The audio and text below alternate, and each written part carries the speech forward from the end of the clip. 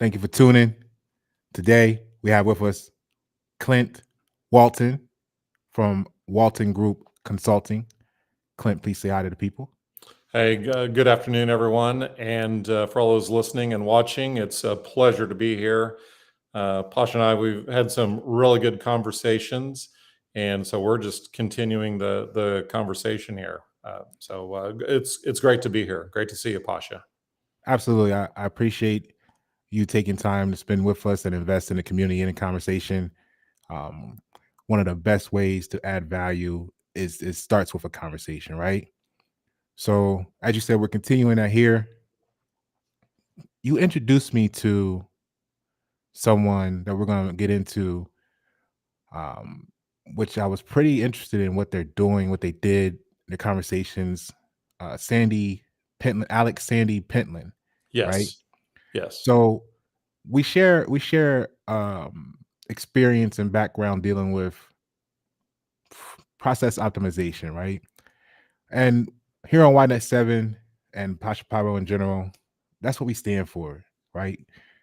Let's start to migrate that same philosophies from the manufacturing world, from the Mhm. business world into our communities to really Mhm. help, as they know I articulated, reduce the codependency on big government and large corporations by creating more sustainable communities, right?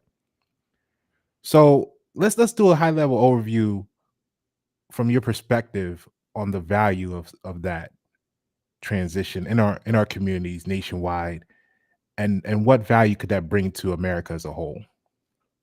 Yeah. And so that's a really chief concern that I see as far as our communities, our organizations that support our community, is that they're well-run organizations and they're healthy organizations. They're supporting a healthy community. This is why one of the things that I do what I do Mhm. is, having the corporate background and then also having the community background, heavily involved in our church, and very committed to family and all of those things that support a strong community. We one thing that we talked about is the principle of we had this previous conversation. What's most universal turns out to be most personal, and kind of what's most personal about is turns out to be also what's universal. So we can go through. We can immediately start talking about how all the ways that we are different, if that's our mindset, is to distinguish, make distinctions in that way, or we can initiate and start the conversation by all the things that we have in common. And as you know, our conversation that we had was, we started first by talking about all the things that we have in common, and that initially builds that bridge on, okay, then that interdependence Mhm. instead of that codependence of someone's in a position of power.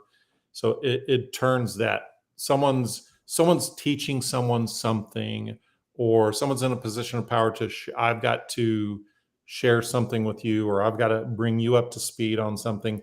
And some of that language, it almost kind of starts steering towards that codependent relationship.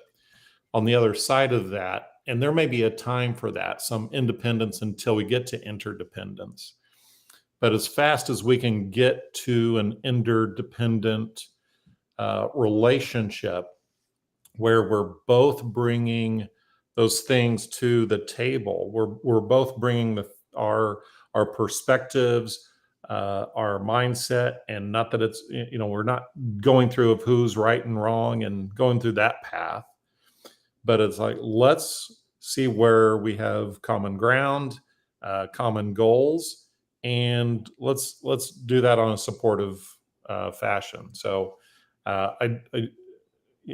to share that with you, that's kind of the end goal first. But before we get there, and before I can bring value to my community, I kind of first have to see there's this inside out approach that I'm thinking about, that I have to be effective for myself, first. I kind of have to look at Like that. my effectiveness. I can jump in, I could attend a board meeting or a company meeting, and it's my first time, and I could jump in and start offering ideas and, oh, you could fix this and you should work on that. But that turns out to be just a lot of noise. The first approach that we know, and if we're looking at some of these principles, and I draw a lot on like Stephen Covey's 7 Habits Highly Effective People. Mhm. Before I can really be effective, I have to listen first. I have to find out about Pasha. I have to find out, well, what are Pasha's goals? What's his mission? Why is he doing what he's doing? Where's his heart? Turns out to be in community building and sustainable communities. And then so I want to, before I jump in and start offering solutions and start thinking, providing direction, it's like, let's start with having a conversation. Let's start, and you mentioned that, starting with having a conversation and learning, and really, and learning and really getting a understanding of where you're coming from, what your intentions are, and what then, after all of that, I still need to build trust. I still need to get permission. Hmm. I need to gain and ask you for permission to participate. Just because I was invited to the meeting does not give me the permission to sit at the table and start offering solutions. So it's a kind of an organic approach, that it's a staged approach. Uh, Wow. and each stage has its place. And as we start to have that understanding, then we can even become more effective. And instead of jumping in and start offering solutions, and people are like, whoa, whoa, whoa, who is this guy? What's his background? Can we trust him? And Mm. then I've been in some of the community situations that, and people have the greatest intention, and they jump in a little bit too soon, start to offer solutions, start to offer ideas for thoughts, and then they experience pushback, because people will want to challenge that, and that's part of the collaboration process, is challenging those ideas. And then they'll experience that they may tend to take that personal, and they're like, oh, well, they didn't like me, they didn't like my ideas, and it's like that had nothing to do with it. Had to build the relationship first, had to build the trust first, had to understand the situation first. And that, it's like growing the garden. If we're doing some things kind of sustained community, it doesn't happen overnight.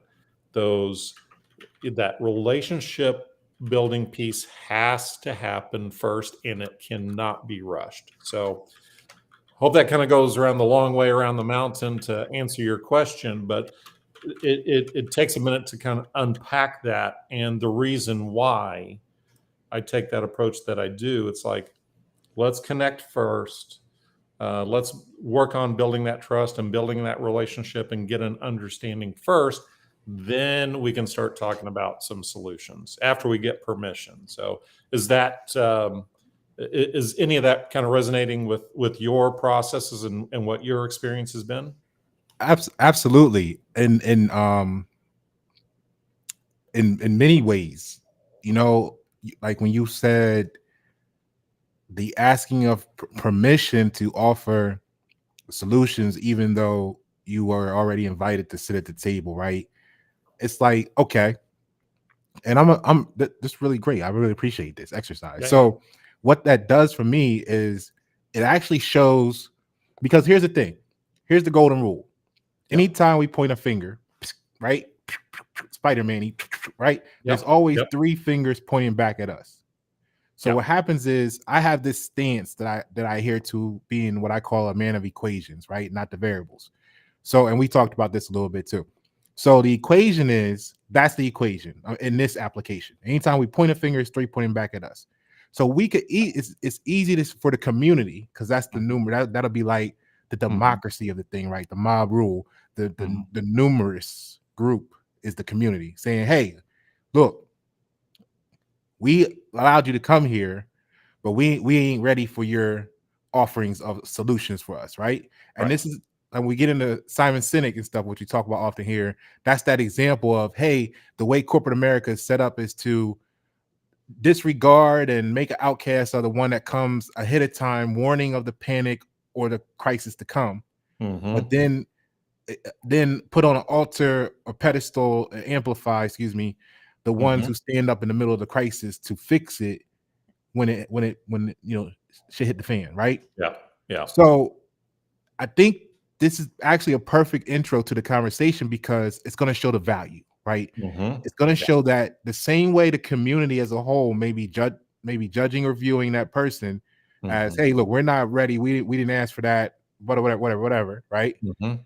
Is the Mhm. same Right. is the same that same scenario shows basically that the community wasn't in a position of organization and thoughts of the future of where it was trying to go to then see the value when it was presented to them to know that that's what they actually need until sometime in the future, Yeah. which is the exact underpinning of why this conversation that we're having today needs to be circulated in the community, because we need to get the buy-in from the community to come together, start talking with itself, start assigning the destination, right?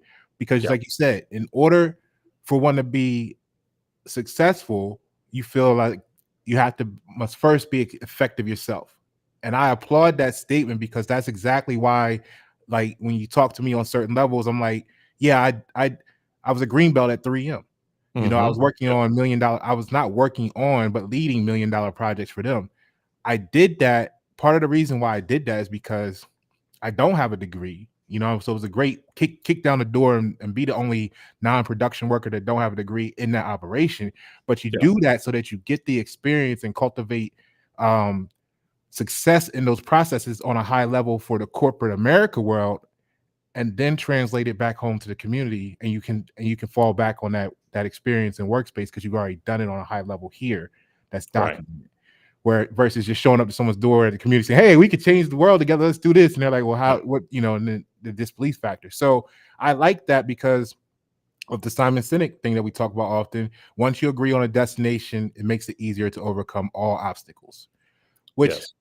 which then puts us in this position here, right? Going to Sandy Pentland, right? Mhm. Alex Yes. Sandy Pentland. Yep. I found that very interesting because they did some numerous experiments, numerous implementations Mhm. to show social value of working together, right? Yeah. I think it was titled Social Physics, right? Correct. So the one thing I found really amazing was this. I'm gonna give you this segue, and I want you to take the floor and just continue with this from this Yeah. vantage No, point. this is good. Yep. Okay, so one of the experiments that led to implementation they did was with a project in Switzerland Mhm. where the Mm. community was trying to save power, right? Yep. The community had a hydroelectric setup, so they were good. But then anything above that threshold of production, they had to use generators, which were diesel, noisy, expensive, polluting, et cetera, et cetera, et cetera. So they did this experiment, right, Right. to lead to implementation. And what they did was they created a system of temporary influence for measure it Mm. was like a buddy system. Like you come in the program with your buddy, and when your buddy conserved energy, you received a reward.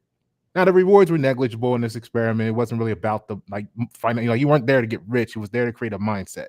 So you signed up with a buddy. When your buddy saved energy, you got a reward, and it created a new habit. And stars points on the website, whatever. So what they learned from that experiment was that from the people who signed up together and participated in it, they had an average reduction in energy of 17% usage. Mhm. Now, here's the caveat.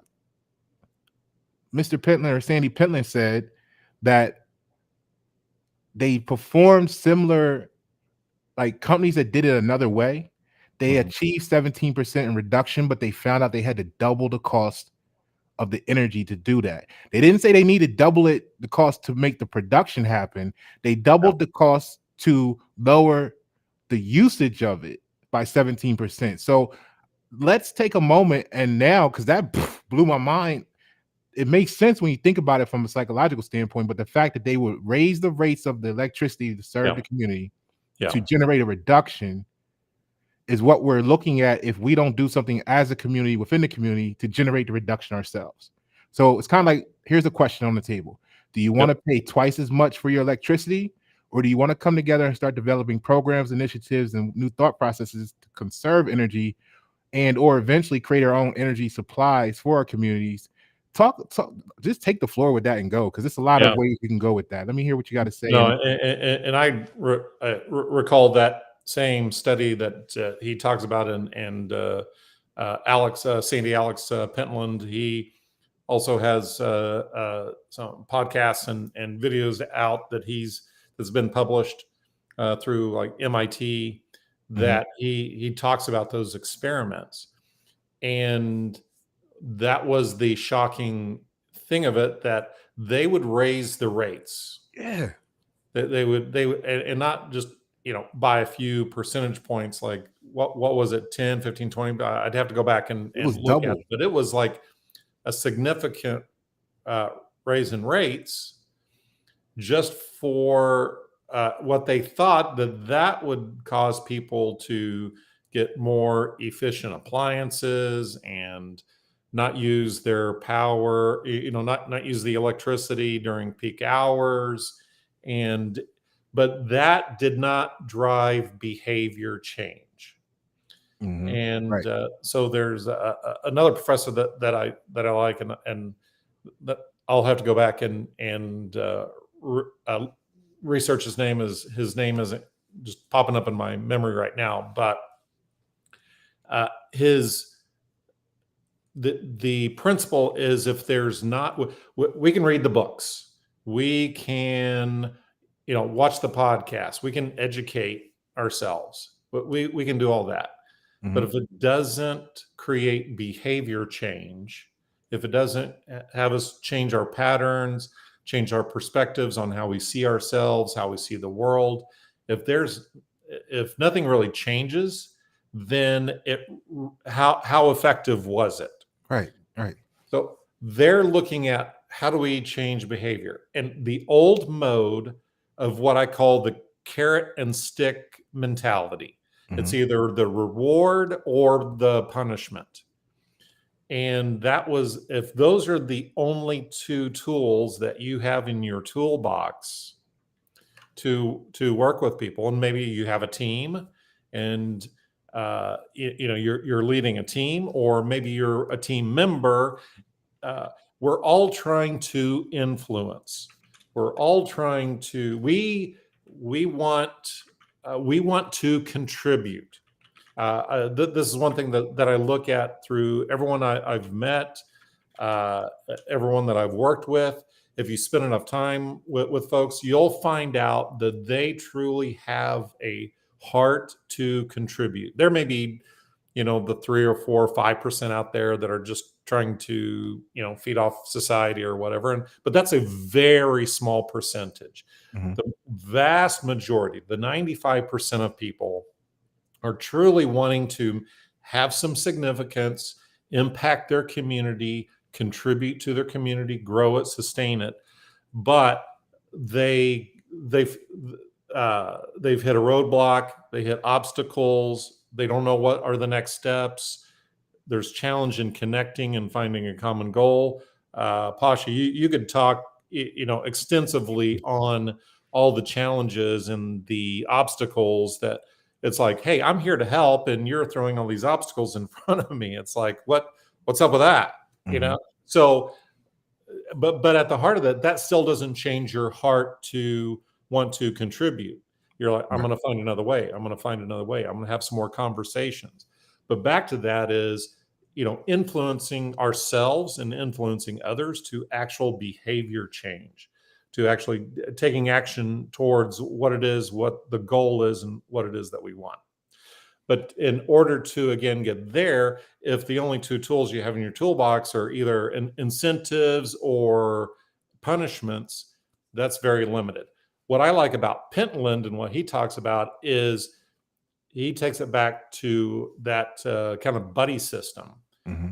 that and instead of like I've seen on had a friend of mine, someone I knew, they got their power bill. They lived in California, and it said they ranked my friend against his neighbors, and it was just kind of like this shame approach, like, oh, you're using more power than your neighbors. So it's like that system. What Pendleton did in his state is like none of those types of measures worked.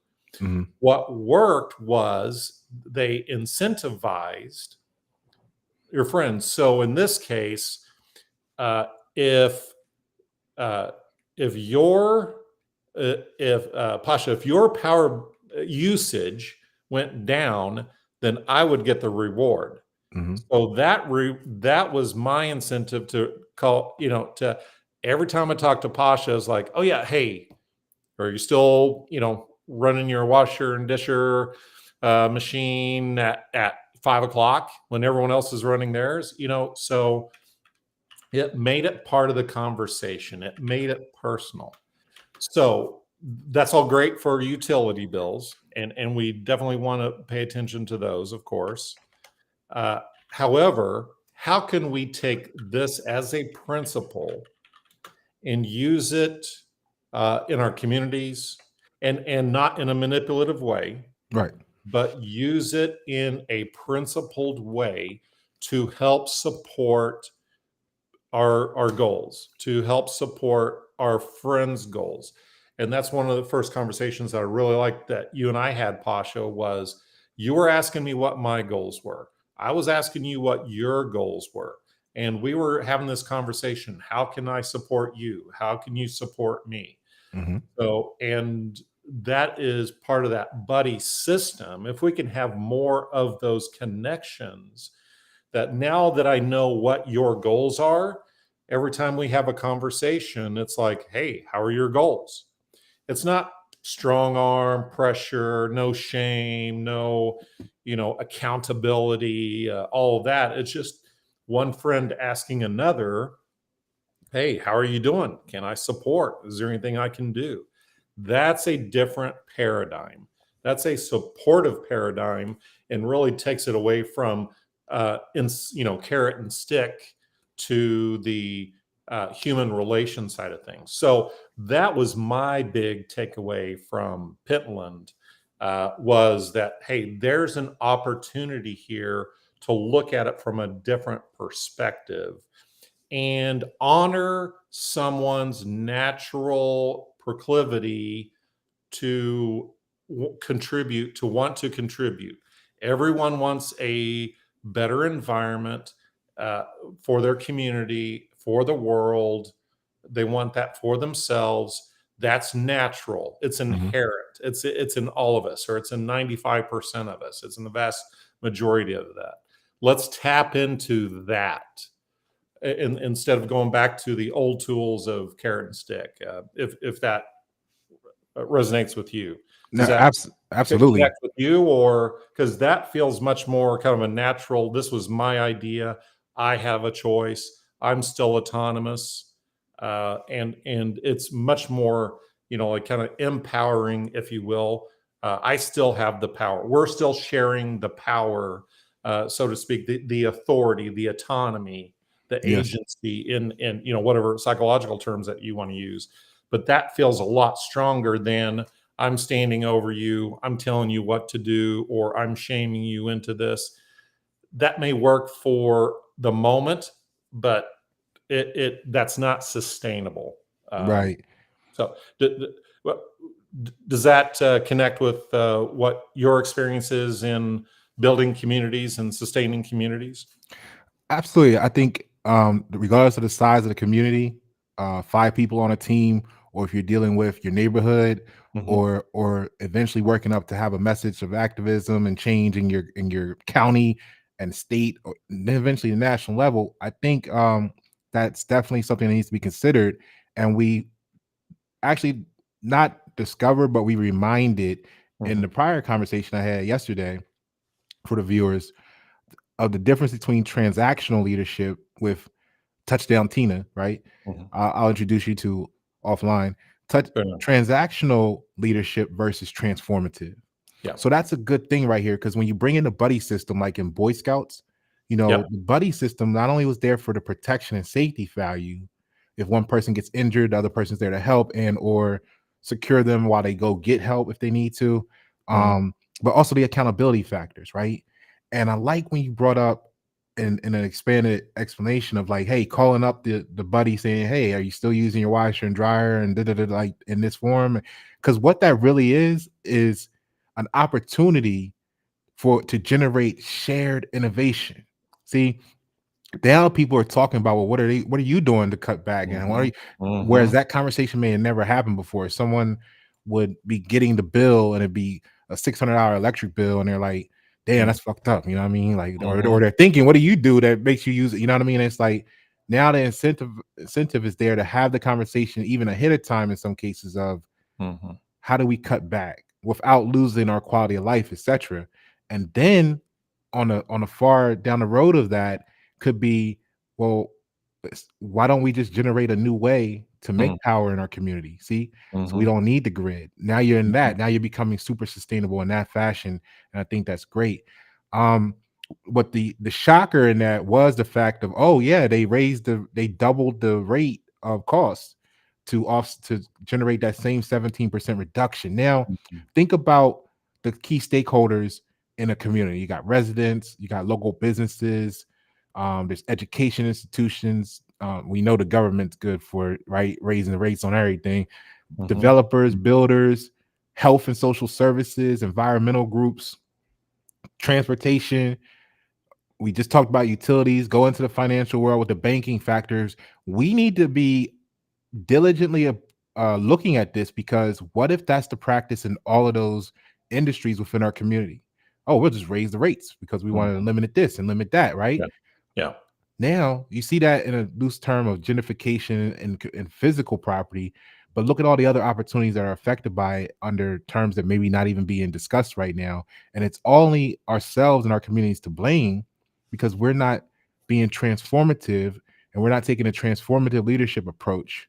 So I like that you brought up early on we mentioned conversation in the beginning because we need to Mhm. clearly articulate the purpose and the goals, get the community together to start talking about where they want to get to so Mhm. that we can then figure out the path to get there. So how can continuous improvement and lead to collective financial benefits for the community members as well? Because that's going to probably be most people's complaint or question is what's in Mhm. it for them, right?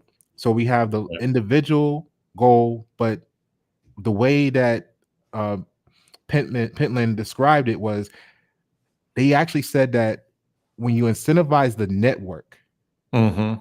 Mhm. it was up to, if they tweaked it right, it had the potential to go based on their research 8 to 10 times more effective. Mhm. Mhm. So whether it's a business and or a community or even a household, talk to us about, the strategies that can start to foster a sense of community ownership and participation in that. How would you approach that? What do you look for to start generating that in a business and or a community? Yeah. And when I'm working with business leaders, when I'm working with business owners and investors, that's the one thing that we're looking at. And you mentioned stakeholders earlier, and that is really a key to it is look at and that next stage, kind of where you were going with the a there's a term that's used, that interdependence Mhm. or that synergy approach, that how we begin to have that conversation. uh, I can have an idea and you can have an idea, and then we can have a conversation about those ideas.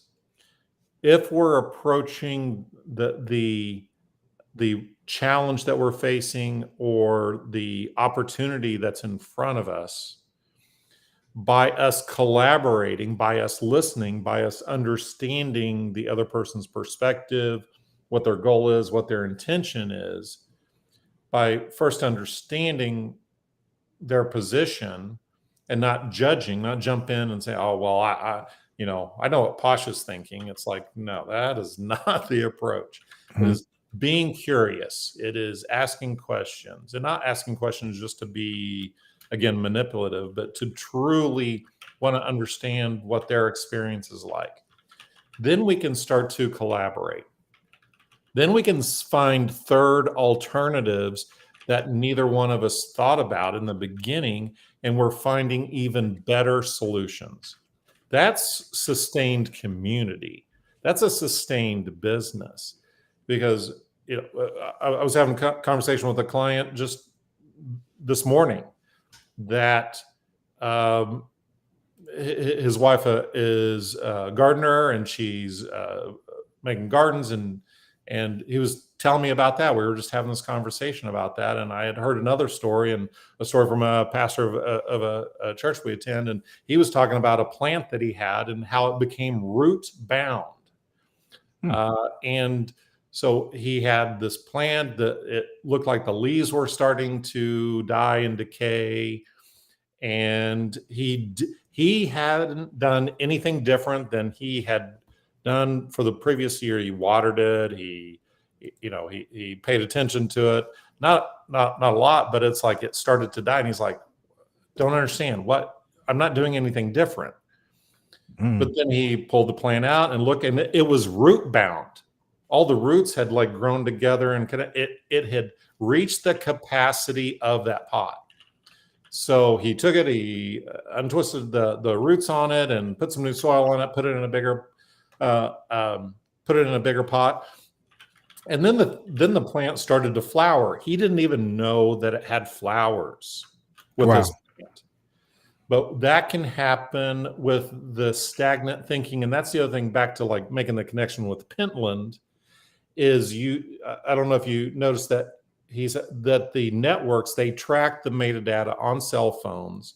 They watched Mhm. where people's travel patterns were, and the people that made more connections were actually had more revenue. They had more wealth.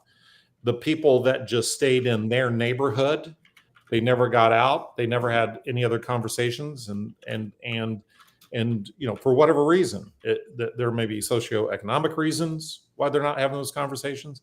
But if they're like root bound to just that, their thinking, and they're not bouncing those ideas off of anyone else, if they're not challenging the mindsets, if they're not coming up with those third alternative options to come up with some of the, to go after some of these opportunities, or to address some of the challenges that we see in the world, we can become root bound if we're not connecting with our community, if we're not challenging, if our ideas don't get challenged. Then you know if I'm not talking to clients, if I'm not talking to friends or my mentors, my coaches, my consultants, then Mhm. my thinking can get stagnant, and it can happen very quickly.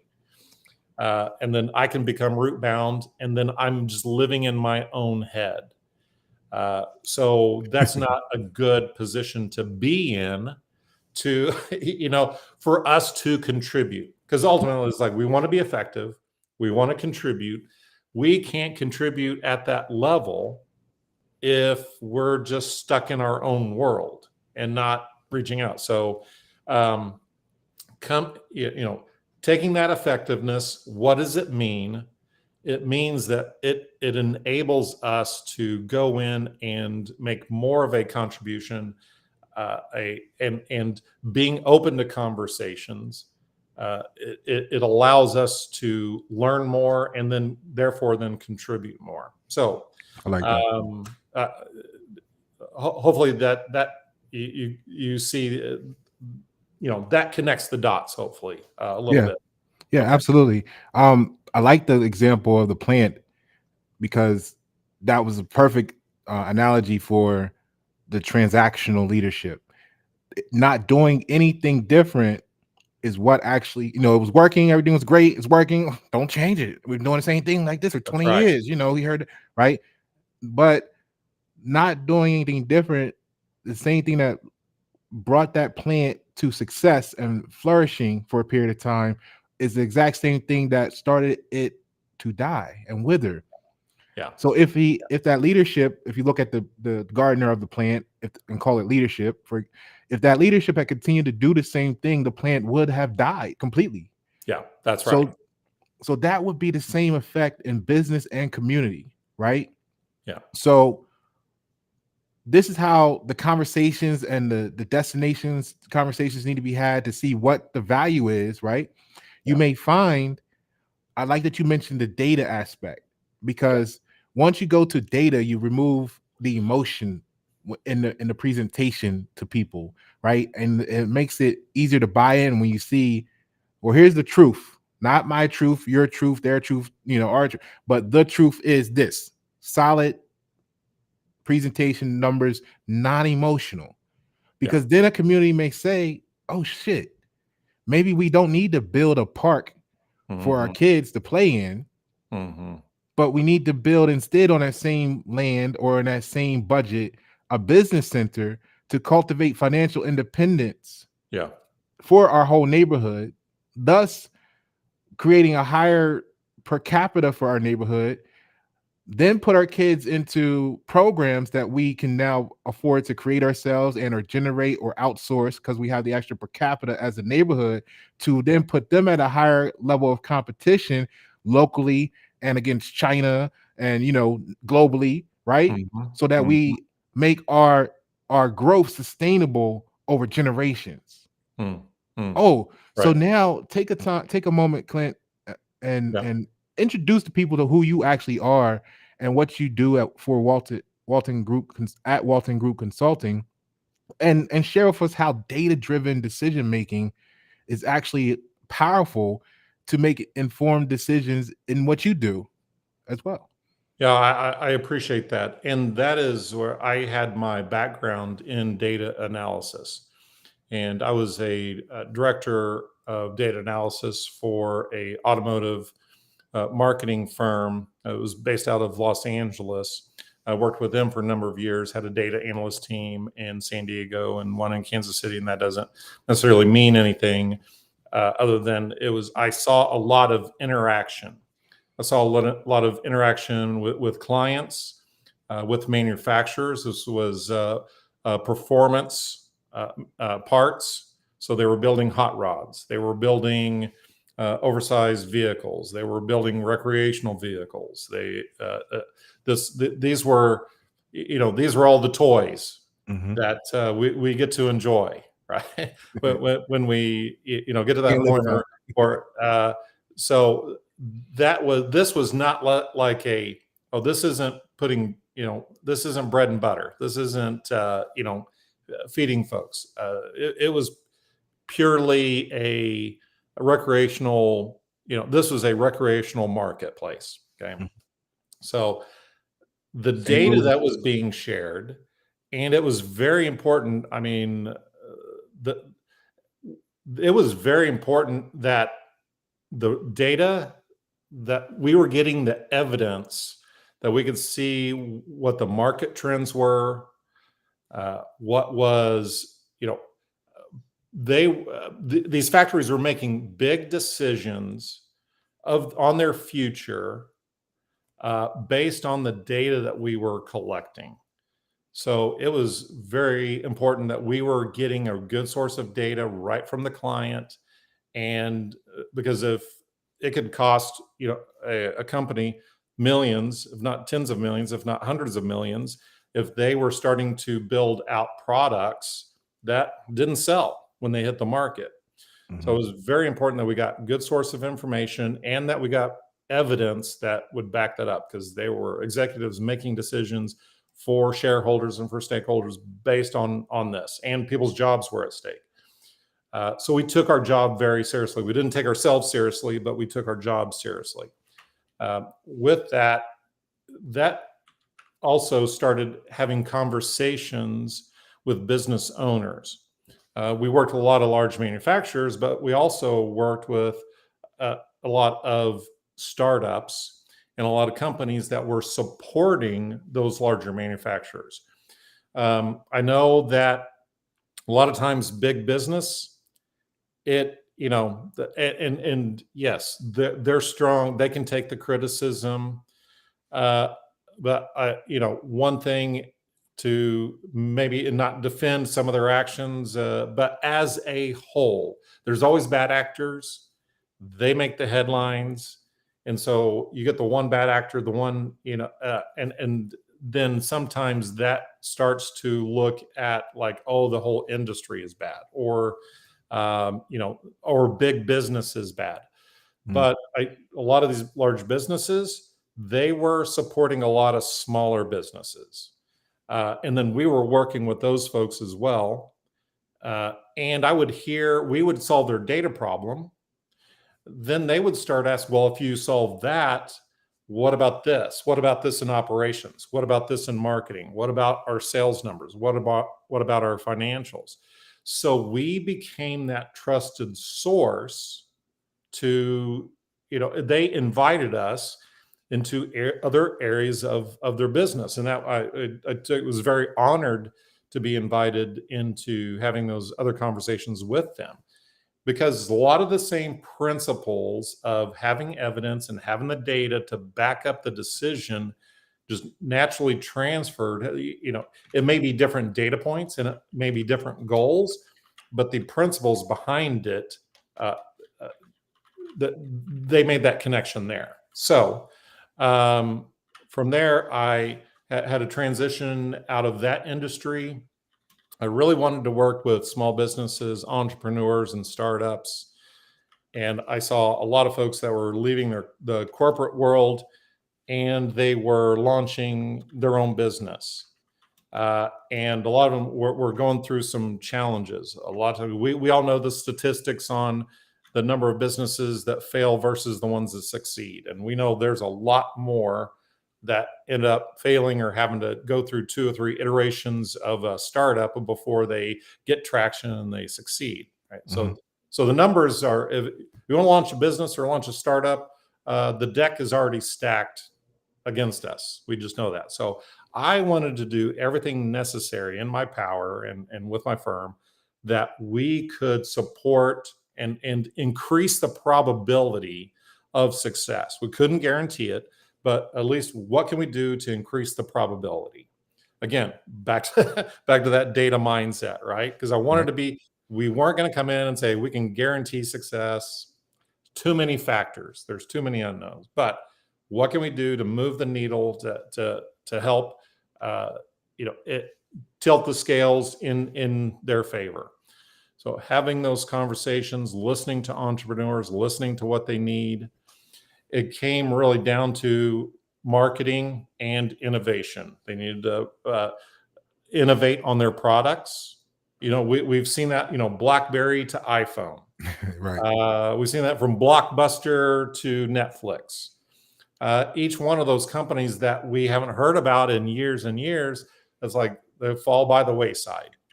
The companies that continue to innovate, innovation is critical. Bringing in, again, back to Pentland, bringing in new ideas, bringing in new concepts, learning from that, having a learning organization. That's really critical. And this goes back to Peter Drucker. It's innovation in marketing. So we can have the greatest products. If no one knows who we are, no one will get to experience what it's like to, work with Pasha. But Pasha has great marketing, so people get to know him. So with that, we started focusing on marketing and innovation and an evidence-based approach to what's our deliverable. And we were able to, and we work with a great marketing company, DMA.company. They're marketing, and they're a technology-based marketing firm. They can build dashboards. They can build tools that you can actually pull the data, pull the evidence. And I'm really good friends with the CEO there.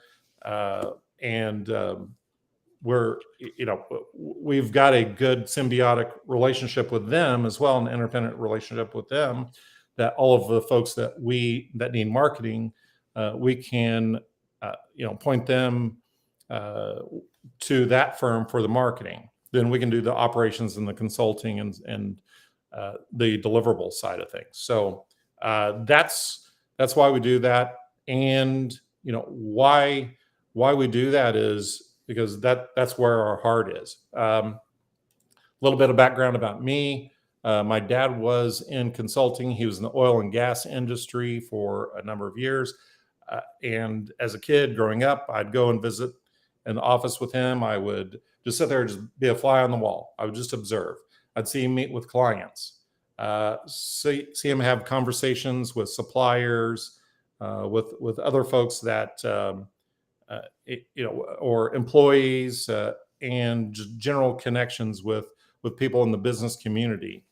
And so after watching and observing what he did in his just day-to-day operations, I began to just by osmosis learn and pull from his knowledge and his willingness to really want to help his business community and his industry. So I learned a lot from there.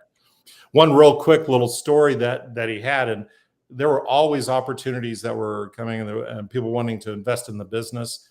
So as this is kind of one thing that we look at as far as what we can control in our community, what we can't control, what I can control as just one individual, and what I can't control. I can't control a lot of these outside events that are happening in the world, but I can manage myself. I can lead myself.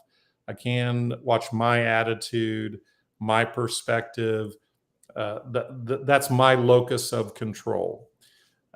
And that's what I saw in my dad and how he ran his business. There was a gentleman one time that there was a product and he said, "Hey, I think this is a great product. You should offer this as a technology product." And this was in the early days of the internet age. There were some modems that they had that were portable modems. This is before they started building the modem cards and in the hardware and the actual laptops and things. So and some of the other desktop computers. So he said, "Hey, great deal. I'll sell you some of these wholesale. You can sell them retail, and it'll be a good revenue generator for you." Turns out he's like, "Okay, we'll do it." He didn't bet the bank on it or anything like that, but he just thought it was a good addition. And then going through that process, the technology was moving so fast at that point that it just didn't hit that window of opportunity. And people stopped buying these types of modems, these external modems. And these are the days, way back in the days, and I'm showing my age here, on the days of dial-up and how we'd go through the phone. Now we have Wi-Fi.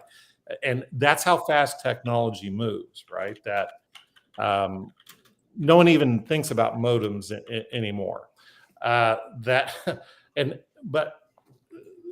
without having good business leaders, having consultants, having business coaches on your side as a business owner, it can get very lonely to share ideas and bounce ideas off of.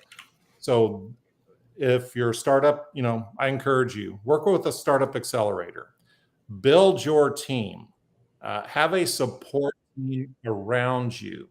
And again, going back to Pentland, don't isolate yourself. Don't think it's like, well, this is a one-man show and I've got to do everything. And I can't let anyone make any mistakes. And that's the biggest mistake. The biggest mistake is trying to do everything yourself.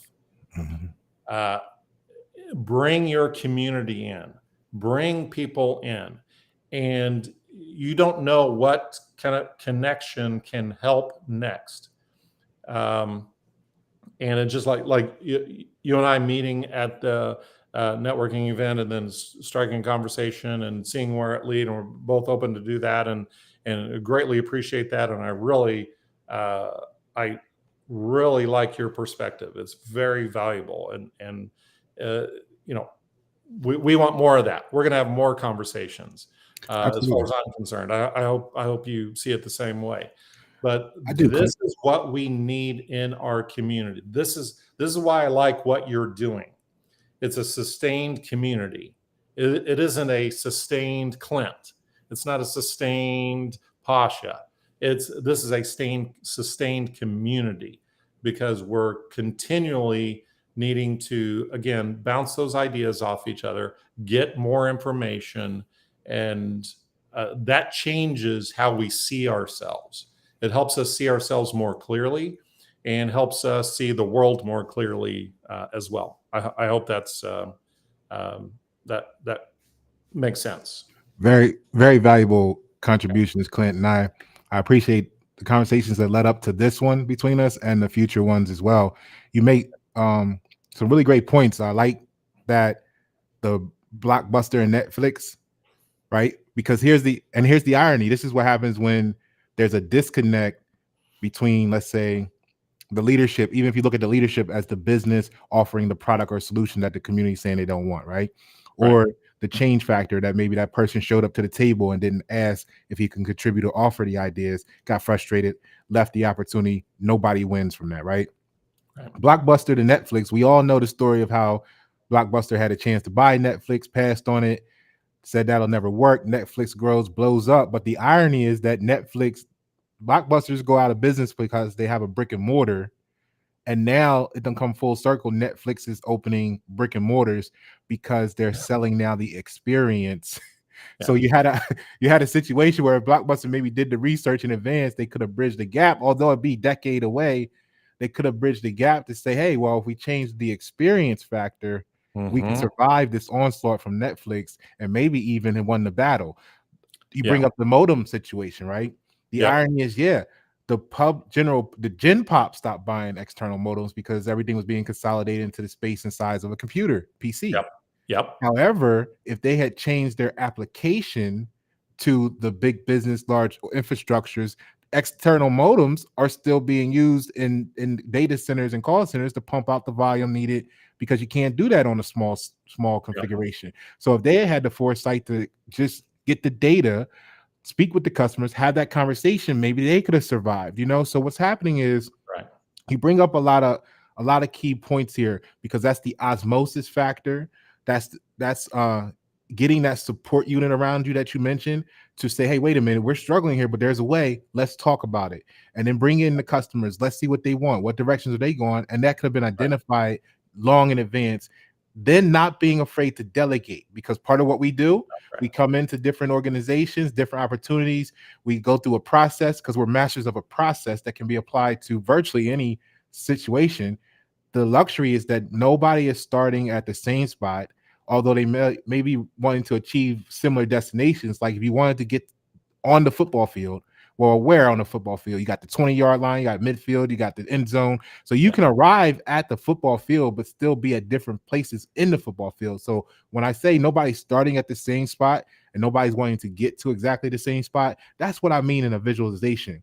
So real quick, because we're coming on time here, I want you to close on that, because what's going to be left is, once we go through the process of showing the value, cultivating that support group around ourselves to implement the change in a business or a community, we have to create the controls to secure that the implementation will live long term. So that brings you into the quality circles or working groups within the community or business to address specific issues and opportunities, and then also encouraging and empowering the business members or community members to take on leadership roles and contribute to decision-making processes. Can you close on some ideas about that for us? Yeah, I really appreciate that. And I'll tell you what, one process that we go through with clients is we're looking at, because at the very core is our identity. We talked about that behavior change and how I want to be effective for myself. That comes back to, is almost on a personal development level, that it's how, moving to that leadership role. I've got to first start to see myself as that leader before I'm stepping out on that. Now, um, again, on the executive development side, and I'll just run through this real quick. We've seen those 4 quadrants before, of employee to self-employed to business owner to investor. There's like those 4 quadrants, and that's a progression. And we see that a lot with the executives. And this is something that I learned as I saw those executives that left their companies and then they went into business for themselves. That was the challenge, is that they saw how they saw themselves. They can no longer see themselves as the business owner, as the employee, because then they just moved right into the self-employed. They had their team, but they were still handling everything. They weren't delegating. They weren't truly delegating anything.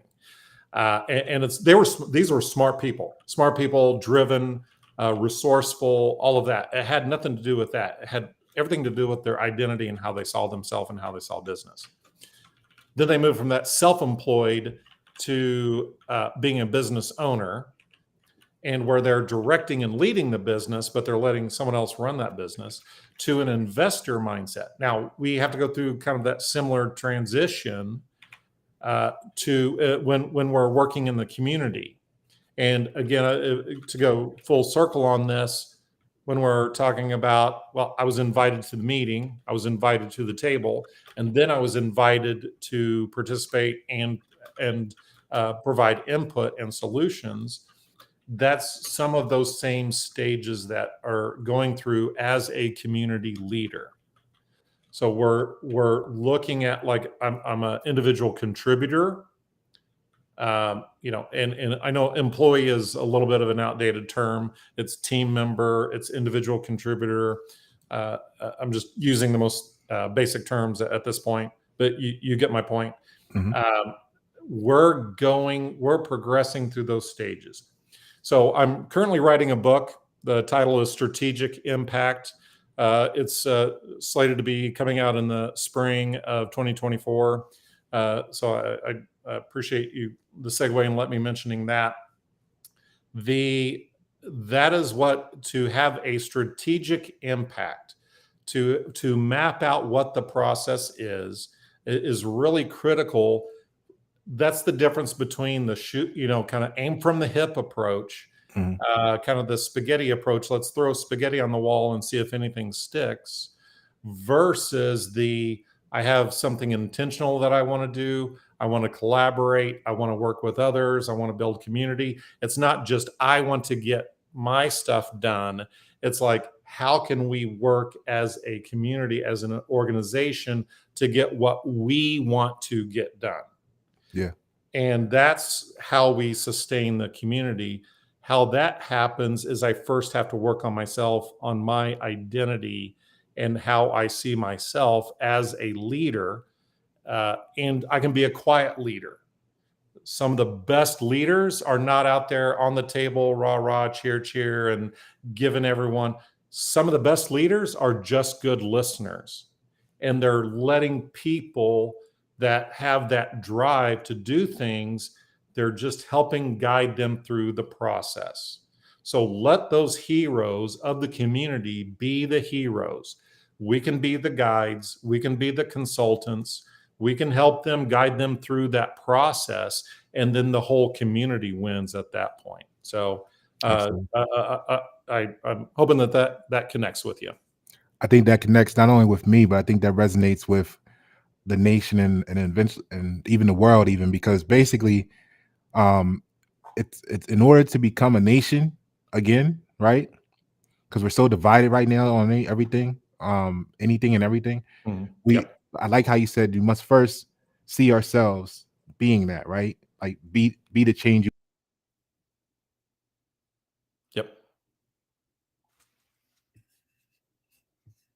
want to see in the world, kind of, sort of. So, in order to be a nation, the local level, being the individual, right?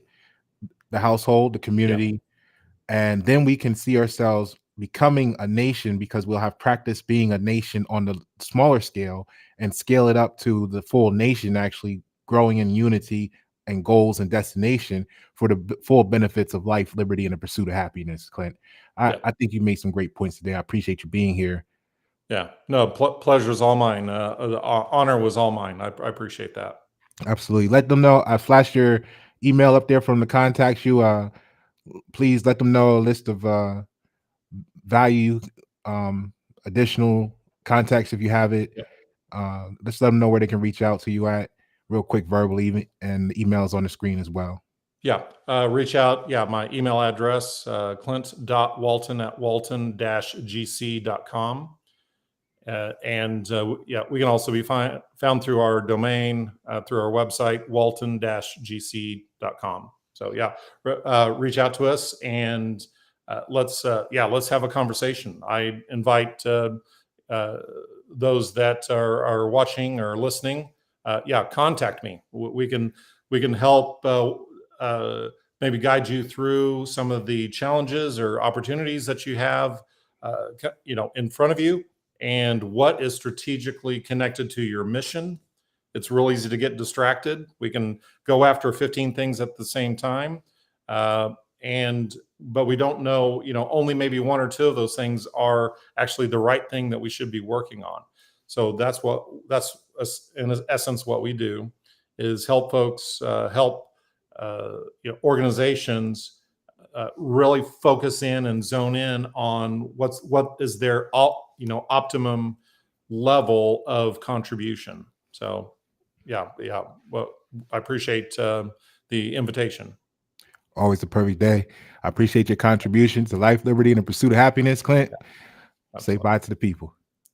Thank you again. Have a great day. Pasha, Paroh, thank you for tuning. Enjoy.